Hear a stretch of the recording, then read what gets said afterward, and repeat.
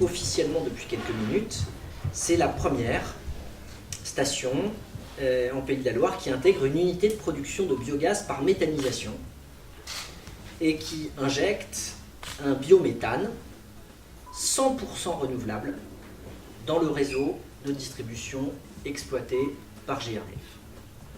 Avec un client qui est Engie et qui donc, à ce titre, est également prévu à nos côtés. Et puis c'est pour moi l'occasion, en compagnie de ceux qui sont mes vice-présidents, tout particulièrement Laurent Damour, qui dans le cadre de la compétence eau et assainissement a la responsabilité de ce site de la Baumette, juste pour comprendre. C'est pas nouveau de produire du biométhane. Ce qui est nouveau, c'est de le valoriser. Puisque jusqu'à maintenant, on n'en produit pas davantage aujourd'hui qu'on en produisait hier. Sauf que jusqu'à maintenant, celui qu'on produisait, il nous servait à chauffer les digesteurs, à remplir 2-3 fonctions de séchage à l'échelle du site, et puis tout le surplus, qui était quand même l'écrasante majorité, elle allait dans le ballon que vous avez à l'extérieur. Et à intervalles réguliers, il fallait vider ce ballon. Et le vidage de ce ballon passait par le fait d'allumer une torchère pour brûler le biogaz qui était à l'intérieur de ce ballon.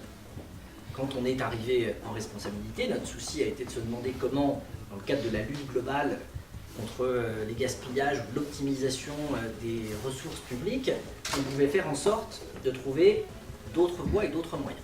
Des évolutions de réglementation ont en plus permis d'élargir nos modes de réflexion et de nous dire qu'il y avait sans doute là quelque chose qui était à faire.